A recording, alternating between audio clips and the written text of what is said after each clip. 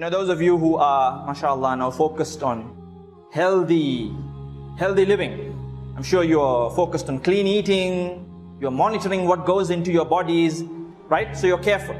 And when you enroll yourself into like a gym or something like that where you're trying to pursue a healthy lifestyle, your trainer, your coach would instruct you, would tell you, it's best that you have a journal, a log, where you log what you're eating. Why? To be able to know, okay, today I've eaten this. Just imagine if we had a log or a journal for our thoughts, for what we allow to creep into our mind, for the things that we hear around us, for the conversations that we indulge in. This is all intake. It's all coming into you.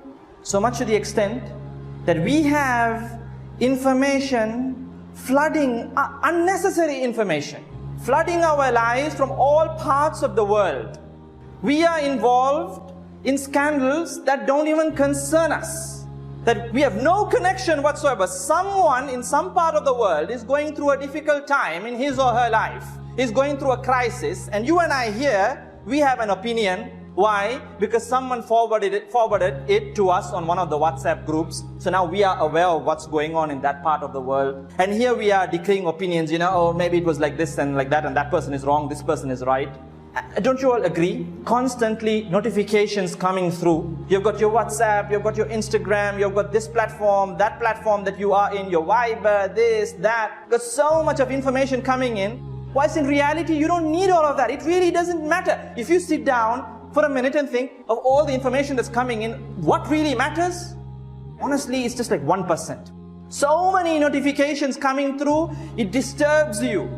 Now there are apps to stop notifications because notifications are too much. They disturb you, they hamper and render you unproductive. You start to procrastinate. You're working at office and then suddenly email comes through, WhatsApp message comes through. So you go from this to that, to your Facebook social media feed, this, that. You end up not doing anything, you procrastinate. Students were studying, they keep switching from social media feeds. In the past, like in 2013 or 2014, I think the average user of Facebook would check his or her social media feed, not on the mobile phone, like maybe on the desktop perhaps, 20 to 25 times per day. Now the number has doubled and tripled. Sometimes we're just so used to it that we take our mobile phones out. You just checked your feed like 2 minutes ago, and then here you are scrolling all over again. And now Facebook doesn't know what to do with all that information. They've actually come up with 2 feeds now. Now you have a feed for your family and your friends, and now you have another feed, the Explore feed, for your pages, businesses, and whatnot. There's so much of content out there. So you can just imagine we're being bombarded with all this information. So it's obviously making us anxious. We're constantly in a flurry from this to that. We really need to disconnect, to connect to Allah, and then to connect to your family, your loved ones, your relatives. You need to disconnect. Take a time out. I am an advocate for using technology. I am on social media. But we need to straighten our priorities. The message is firstly for myself and then all of you all. We need to have principles in place. We need to have rules in place. Like, okay, you know what? When we are at the table to eat, no mobile phones. It doesn't matter. Anybody can call. It'll be after the meals. Whilst we are eating, we focus on our food. We focus on family. Family time is family time. When you are reading the Quran, no mobile phones. That's the time that you have for Allah. We need to prioritize. And that helps with the intake. You don't fill yourself with all kinds of information that's coming from everywhere. You don't do it in the real world, in the offline world. You don't do it in the online world. Because remember, don't just think that, ghiba, backbiting is something that's only applicable in the real world, in the offline world, and I can do whatever it is in the online world. I can comment sarcastic comments. I can say all kinds of hurtful things behind the screen, and it's not going to be considered as ghiba. It is going to be considered as ghiba. And subhanallah, we have taken ghiba very lightly. During the time of the Prophet ﷺ, he said that, along the lines of these words, that ghiba is akin to consuming the flesh of your dead brother or your dead sister. Subhanallah. Cannibalism.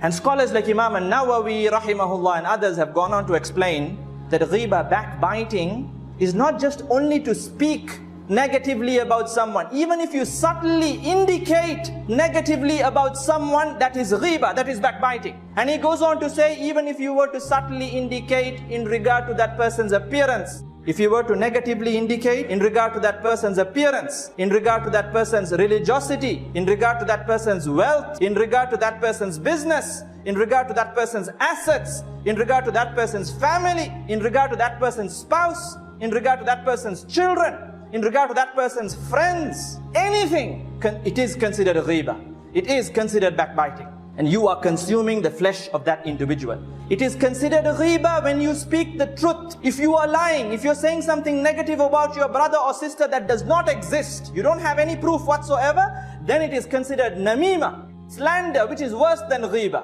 And do you know how to make tawbah for this? You know, honestly, why I'm mentioning this is because it's not worth it. Here we are striving so hard to do so many good deeds.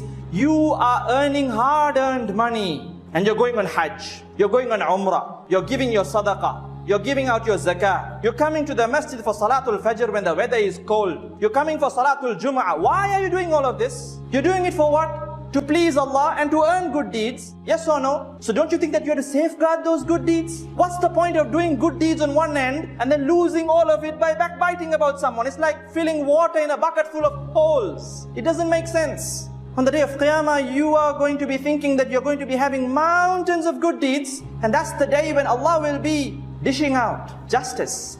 Every single person you spoke bad about will come to you and take from your good deeds. And when you run out of good deeds, you will have to take on the burden of their sins, subhanallah. Think about it. Some scholars even go on to say that backbiting is even worse than zina. Why? Because zina, it's between you and Allah. If Allah forgives you, your record is clear. But backbiting, you have trespassed firstly the limits of Allah, huququllah, and then secondly huququl ibad as well. So if you want to make tawbah in regard to backbiting, you need to first seek the forgiveness of Allah. You need to lament, you need to cry, you need to weep, and you need to turn back to Allah. Oh Allah, forgive me for what I have spoken about this individual. And it doesn't end there. You have to now go to that individual. Think about it. You need to swallow your pride and go to that individual and tell him or her, I'm sorry. You know, this generic WhatsApp messages won't do. I'm going on Umrah, forgive me if I have done anything wrong, clear my records. This won't work. You need to specifically go to that person and tell him, look, I'm sorry. I had this wrong impression of you and I've spoken bad about you. Please forgive me for the sake of Allah. And it doesn't end there. The third thing, now you need to put the records straight, depending on how you backbit that individual. Let's say you were in a WhatsApp group with, 50 members, and you started backbiting and you're the admin of the group, mashallah, and you used that group to backbite about this. Some people even make groups with headings to backbite about others, subhanallah. This group is to backbite about so and so. If you influenced all those 50 people, like say if I were to use this platform, al-iyadhu billah, to come here, and how many of you here? 500,000 of you here. And if I speak bad about someone, Mr. X, I speak bad about him, and I have told you all, so and so is bad, so and so is this. Now my tawbah, I have to again come to all of you and tell you, you know what? I had this wrong impression of Mr. X. It was all wrong. He's actually a good person. He's like this, and I have to mention his good qualities and his good traits. Do you have the time for all of this, my dear brothers and sisters? Do you have the time? Don't you think that we have better things to be doing? We live in a time and an era where time is running so fast. And in the midst of this, do you want to accumulate such sins? And this is why I said we need to disconnect at times, because if not, you're even backbiting about people who live in another part of the world. Say some international public figure is going through some problem in his or her life. Some political leader is going through some problem. Some celebrity is going through something. And here we are, like a cricketer, a sportsman or someone. And here we are discussing about their lives, about their marriages, about their children. Is it benefiting you in any way? Are you getting any good deeds out of it? Don't you think it will be better for you to focus on something related to your dunya, perhaps your business, earning some money, spending time with your family, your children, or doing something for your akhirah, reading the Quran, doing some dhikr, thinking about Allah, furthering your knowledge, seeking knowledge, reading a hadith? Don't you think that's better, more productive than gathering, sitting, drinking coffee and talking bad about others? May Allah save us all.